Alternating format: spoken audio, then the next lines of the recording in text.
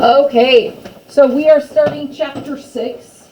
The land changes hands.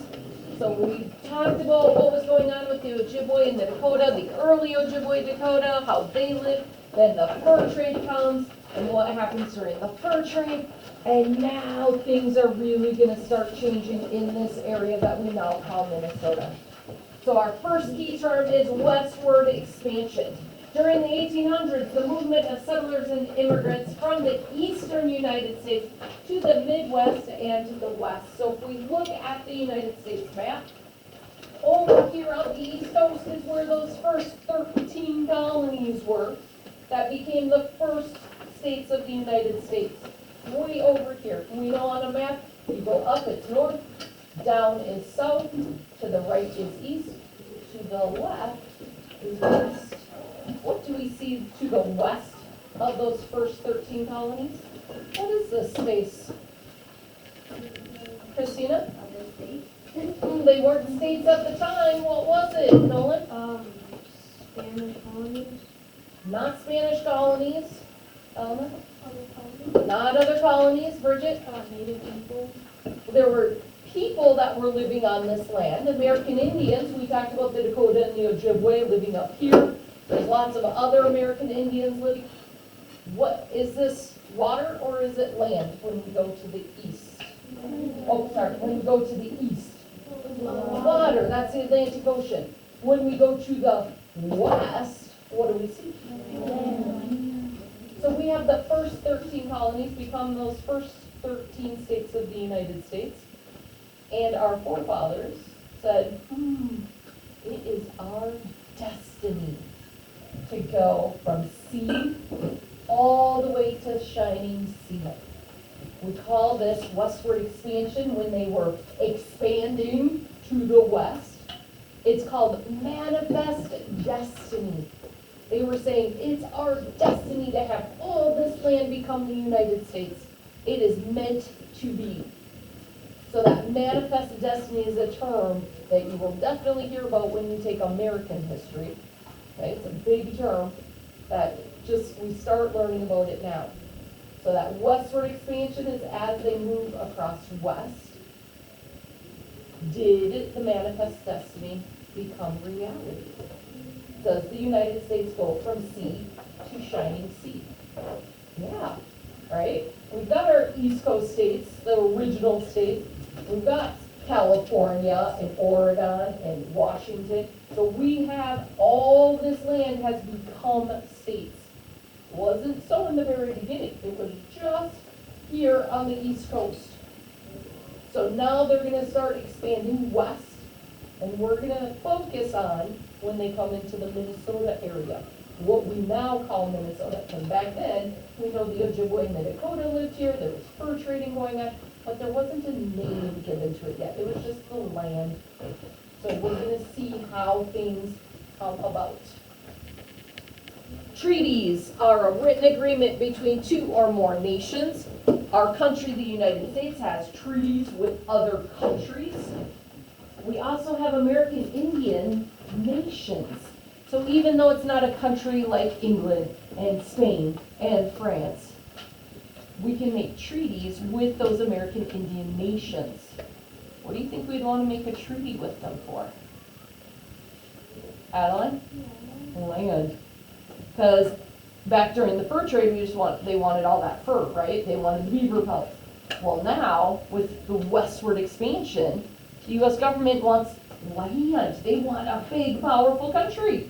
So they want all that land. So they need to figure out how to get the land from the American Indians.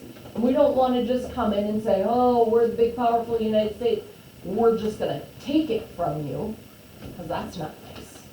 So they're thinking about ways to make this happen without having to fight the American Indian to just take their land. Ratifies to approve something formally. So when they're making the treaties, they have to approve the treaties in the government. A territory is a part of the United States that is not within a state, but is organized with its own governing leaders. So we know we started off as those first 13 original colonies become states. Then we had all that land to the west. Before it became states, they became territories. So before the state of Minnesota was formed, there was the territory of Minnesota. Now all of that land has been turned into states. Does the United States still have any territories? Addie, do you know any United States territories? Washington D.C. Washington DC is not a territory. It's kind of confusing because it's the capital of the United States. It's not a state in itself, it's a city, and you got Virginia there, and you got states surrounding it. So it gets a little confusing. It's called the District of Columbia, DC, District of Columbia. So it's a district. It's not considered a territory though.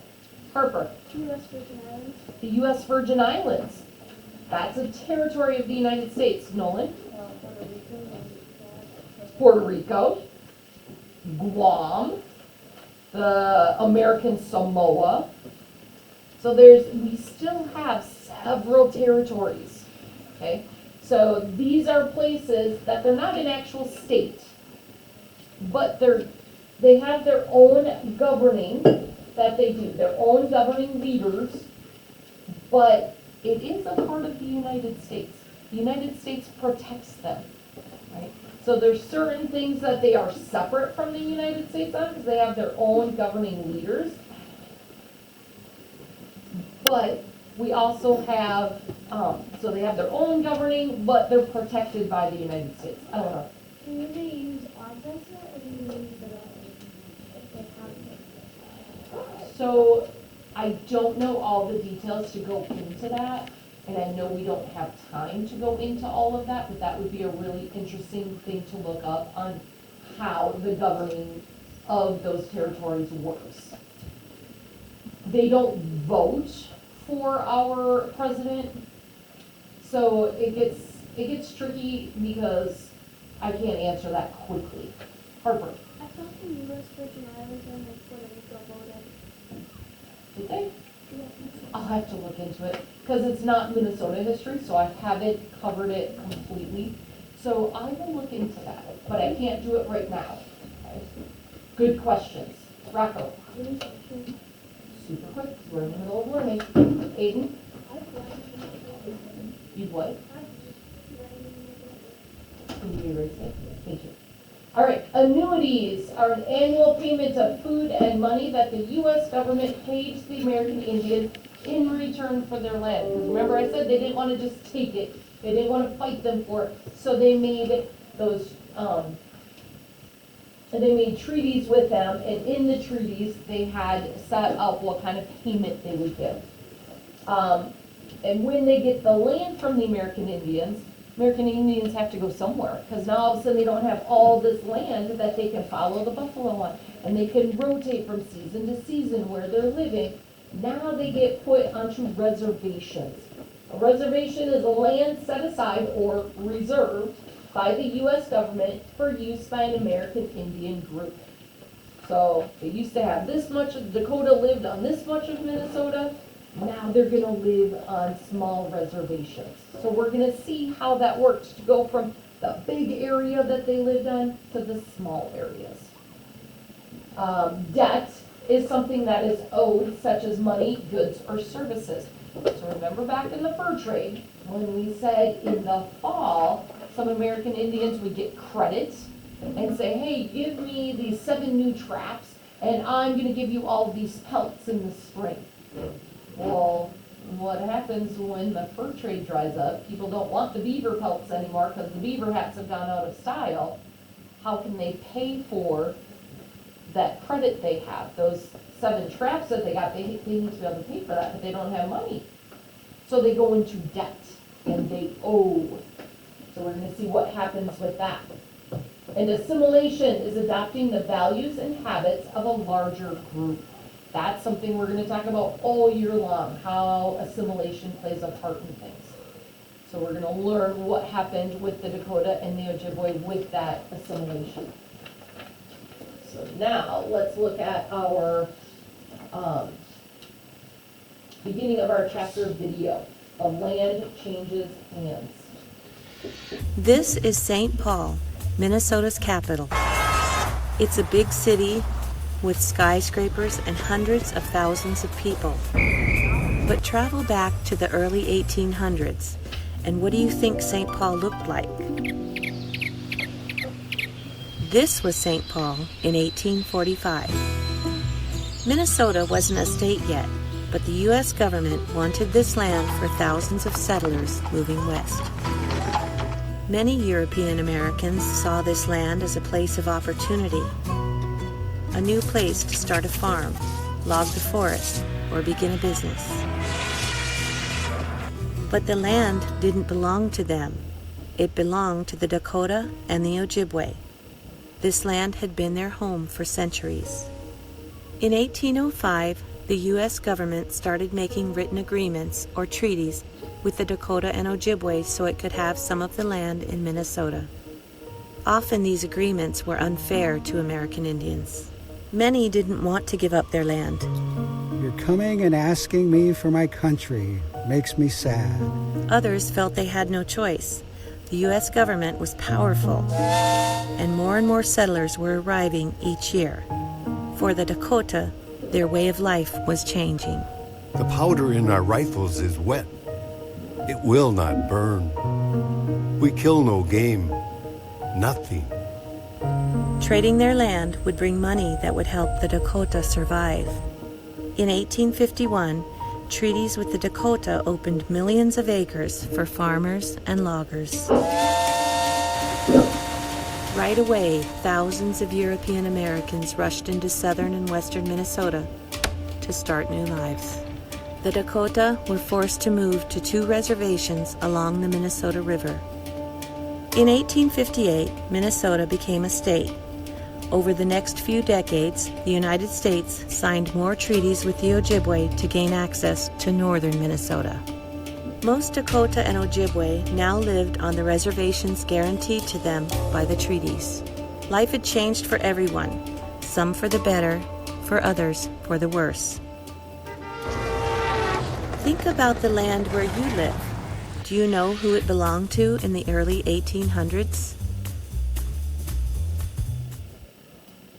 Okay, going back to the question about do people in the territories vote, it's complicated. Okay, I just did a real quick search, super complicated.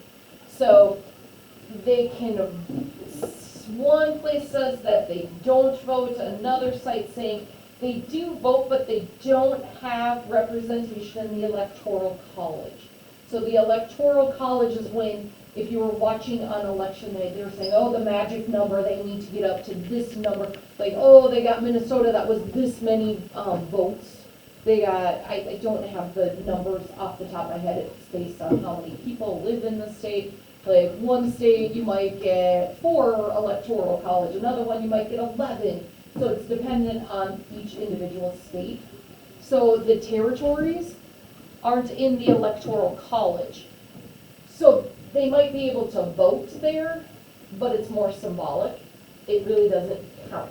Because it's all about the Electoral College. Did I get the Electoral College vote?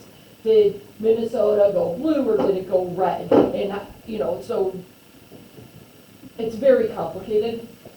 Not American government class. You will learn more about it, but it gets complicated. So when Harper's saying, oh, but they did vote, yeah, they did, but it didn't really count because it's not part of the Electoral College.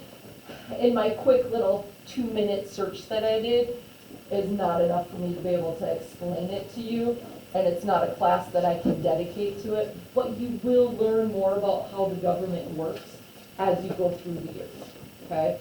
We're just not gonna focus on it right now because it's not Minnesota history.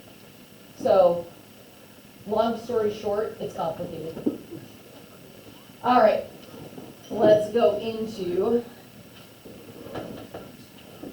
our chapter.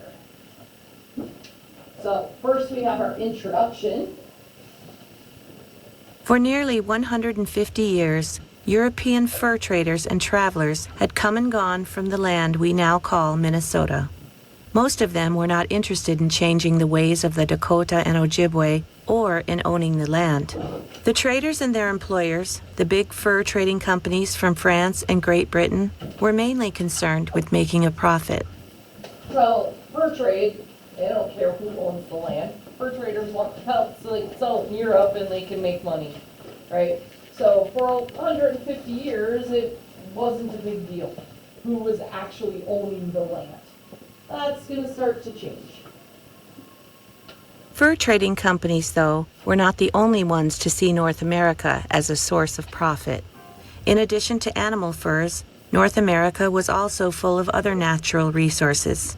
Timber, tobacco, and food were valuable back in Europe as well. At different times in the 1700s, France, Britain, and Spain had all claimed they owned these natural resources and controlled trade with the American Indians. Sometimes European countries fought wars over who would control North America. Other times they made agreements to sell their claim over a section of land to another country. That's something when you take American history, you're going to learn more about these different wars and the different countries involved in it and how that the American land changes hands. This class, we're just focusing on Minnesota. These arguments over who controlled North America affected American Indian nations such as the Ojibwe and Dakota. At first, they traded with the French, then the British. Beginning in the early 1800s, they were no longer trading with Europeans. They now were dealing with a new nation, the United States, whose citizens were called Americans. Since their families had mostly come from Europe, they were European Americans. So we'll hear that term a lot in this book, European Americans, because they were born in Europe and then they immigrate to America. So they're referred to as those European Americans.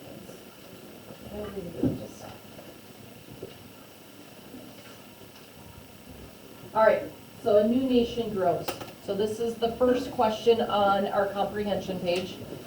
How was the balance of power between the U.S. government and the American Indian nations unequal?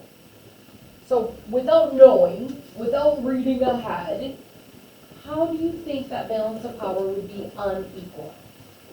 Eleanor? The U.S. government had so much power that the American Indians had to listen to them. Okay, so they had a lot of power. What gave them the power? Baby? Do you have a guess? They have lots of guns. Think about the U.S. military. Think about how they fought the British. They weren't just using bows and arrows, right? They had guns. Did the American Indians have any guns? Not really. They had weapons. So James says not really. They traded for some guns, but they weren't the good guns, right? They might be able to go out and hunt with it, but it's not going to be the quality guns. The fur traders aren't giving them the same quality that the military has, and it's not as much as the military has. So yeah, they do have some guns, but not a lot. They had bows and arrows, they had axes, so they had weapons, but not as good of weapons as the U.S. military. What else is going to make it unequal? What do you think, Robbie? The U.S. government had way more people. So think about the Dakota. Yeah, I know you looked ahead. I see you. But think about the Dakota, living here in Minnesota, and then think about those European Americans coming in. So first, there's just a few European Americans coming in. What's going to happen over time? Is it just going to stay lots of Dakota Indians here and just a few European Americans? What's going to happen, Lexi? People will travel all over the United States. More and more immigrants are going to come. And that number is going to get bigger and bigger and bigger and bigger. What's going to happen to the Dakota numbers? Is it going to get smaller? It's going to stay the same, right? Because there's not more Dakota coming from anywhere else. So the Dakota number stays the same. European Americans, the United States gets bigger, bigger, bigger, bigger, bigger, bigger. And they just keep coming. And the Dakota and the Ojibways, their numbers stay the same. and they see how it's growing against the United States, and their numbers are not growing. They're here. So it's going to be a very unequal balance there as they see just how big the United States is going to be. Christina, go real quick. Adeline. But, what if the numbers are more because, like, people, like, die or something? It fluctuates a little bit. People die, but people are born, right? So it fluctuates for the Dakota and the Ojibwe, it fluctuates a little, but it's not all these Europeans immigrating over and that number just growing. And we're gonna see how it grows. Aiden. Didn't the United States also have money? They did have money. The Ojibwe and Dakota had the things that they would trade for. So it depends on what we need. If they need money to survive, remember the Dakota and the Ojibwe didn't need money. So we'll see if that plays a role or not. Eleanor. Didn't land also make the balance unequal? Because they could fit more people on that land. And then the people would just come into it. Let's see if that comes up. A new nation grows. In 1783, the United States won independence from Great Britain in the Revolutionary War. Soon after, the new nation looked to expand or grow to the west. As a result of winning the war, the United States claimed control of land previously claimed by Great Britain. This included much of the land between the original 13 colonies and the Mississippi River. Britain controlled much of Canada, and France and Spain still claimed ownership of land in Florida and west of the Mississippi River. In reality, however, this land belonged to the hundreds of American Indian nations that had lived there for centuries. If the United States wanted to expand, it would have to acquire land from those American Indian nations. So we have just that little bit of colonies that became the first United States, and they want that westward expansion. So they need to decide, how are we going to get all of that land that's to the west? In the early 1800s, thousands of European American settlers were so eager to go west that they moved onto lands still belonging to American Indian nations. The U.S. government supported this westward expansion by acquiring land from these groups.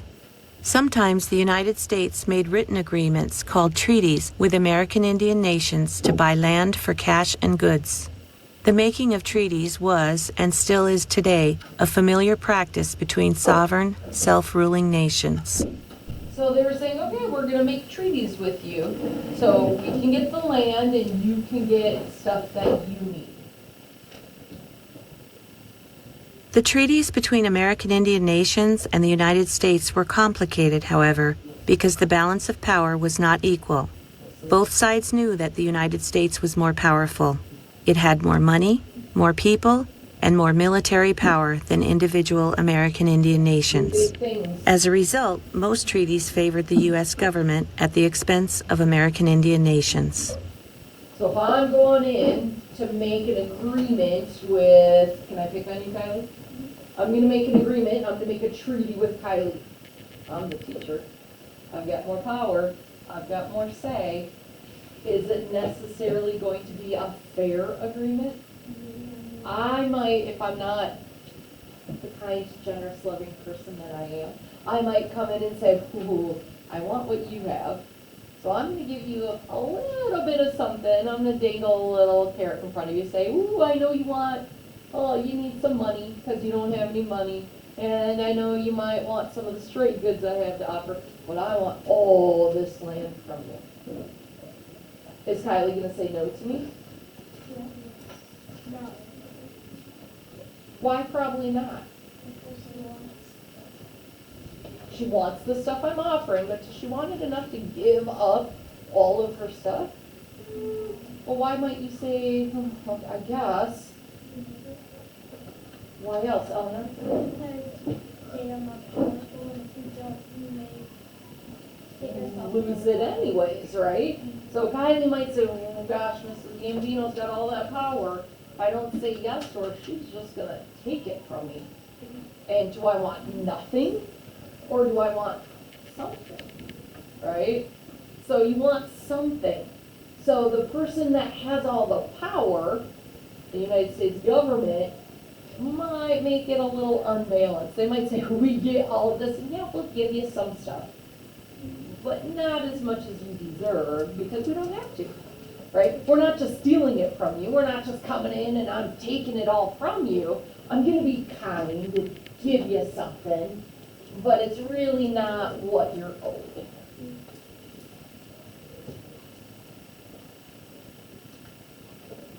Several times, rather than accept an unfair deal, American Indians chose to fight for their land. The United States responded by using its power to force them to sign agreements anyway. The United States did not always live up to the commitments it made in these legal agreements. As westward expansion continued into the early 1800s, the U.S. government began turning its attention to the lands west of the Mississippi River. In 1803, France sold the United States the rights to more than 900,000 acres of land west of the Mississippi River. This included land controlled by the Ojibwe and Dakota in what is now Minnesota.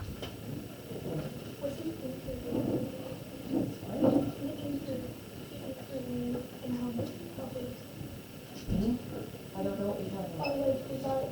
Oh, Oh, acre. yeah. So, like, think about your yard that you have. It's a certain amount of the land. I can't tell you the dimensions that it would be.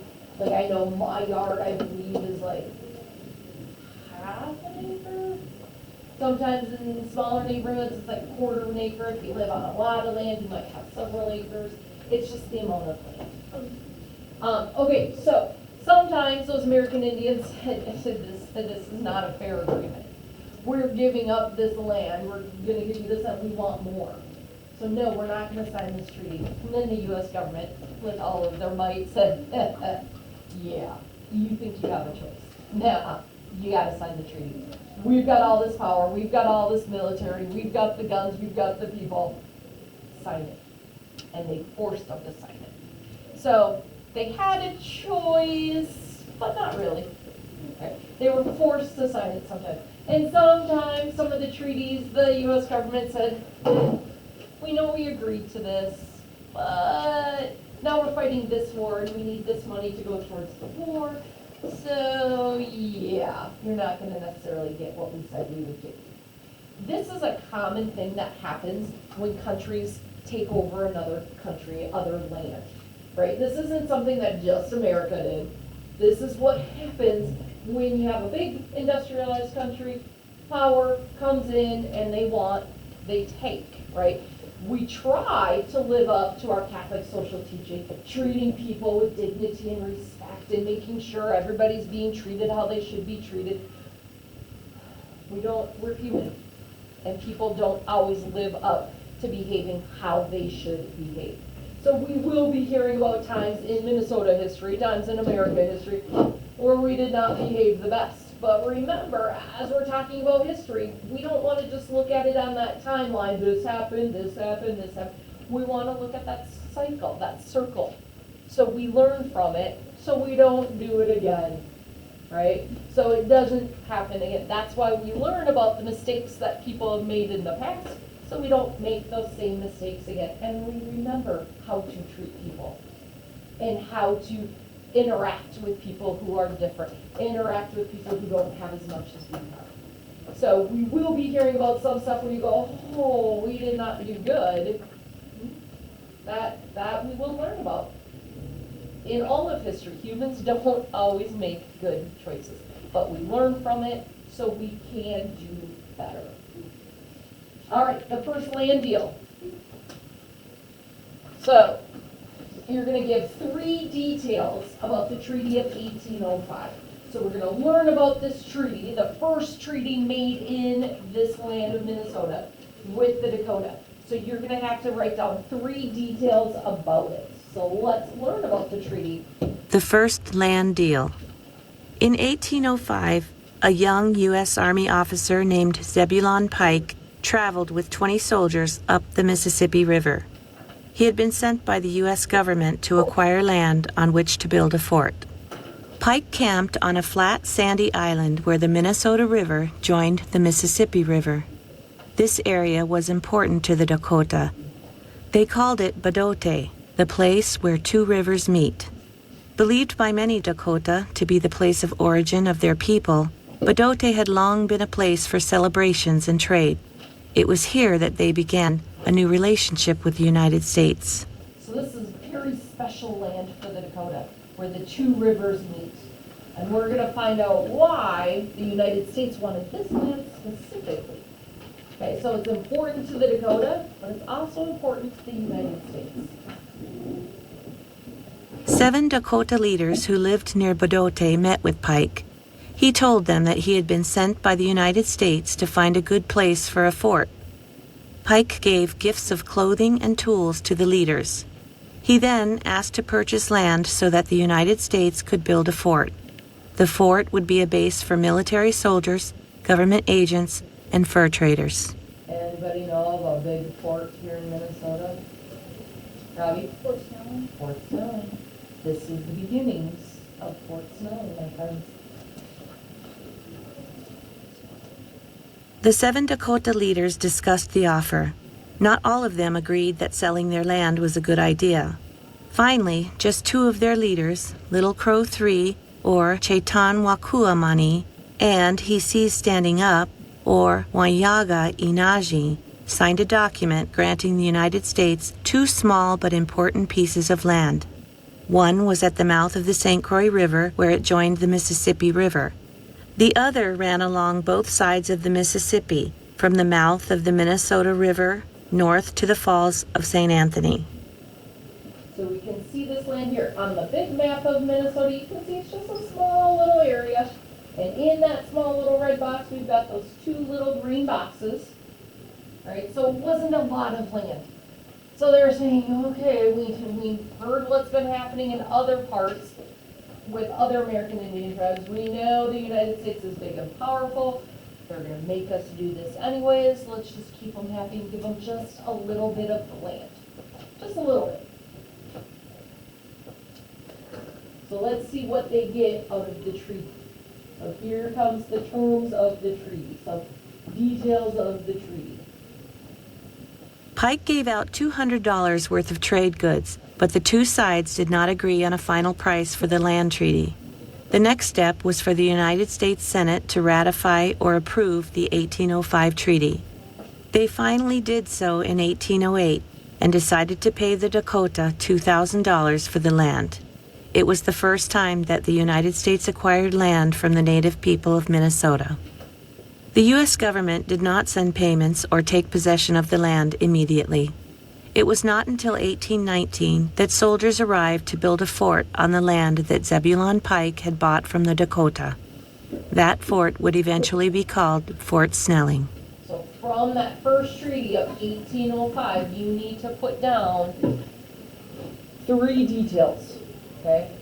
So, different details in there. There's going to be a whole list of details you could have to choose from. Take 3 of them from those 2 paragraphs. A place to gather.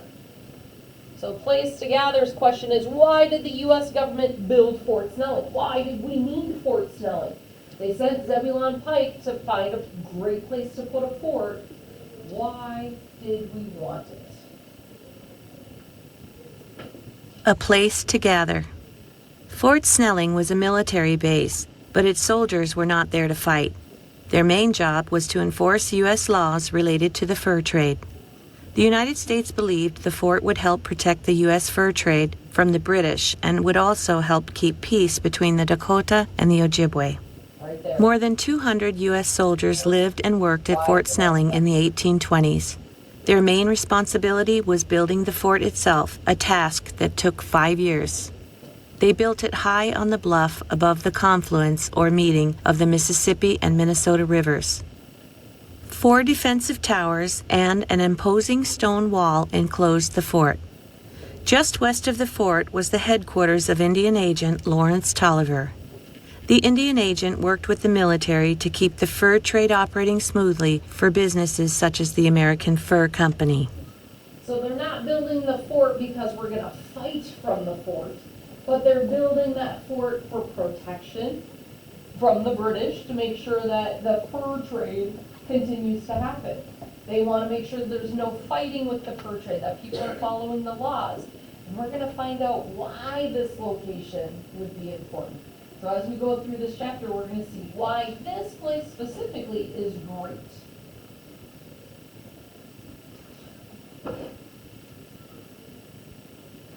Tolliver also managed the U.S. government's relations with the Ojibwe and the Dakota and resolved disputes between American Indians and fur traders. Tolliver welcomed the Dakota and the Ojibwe day and night. He conducted business with them through a translator, since he spoke neither Ojibwe nor Dakota. So the fort is built, and then we have the fur trading happening around the fort, and the fort's overseeing that fur trade. So we have the fur trade at Mendota. What was actually happening in this area as part of that fur trade? We learned all about the fur trade last chapter, so we're going to see some of that come back. The fur trade at Mendota. Across the river at Mendota, the American Fur Company built its local headquarters. Each year, traders from all over the region brought furs to Mendota. There, furs were counted and packaged before being sent to eastern cities to be sold. It was the busiest and most successful trading center in the upper Mississippi region. In 1835, traders brought in more than 290,000 muskrats, as well as thousands of pelts from other animals such as beaver, mink, and deer. The head of the entire American Fur Company operation in Minnesota was Henry Hastings Sibley. He was a successful businessman who began as a clerk, but by age 23 had become a partner. Sibley understood the importance of building kinship ties with his suppliers, the Dakota. While living at Mendota, he had a relationship with Red Blanket Woman, granddaughter of a local Dakota chief. Together they had one daughter. This strengthened his connection to his Dakota neighbors. So he's using those kinship values that the Dakota have.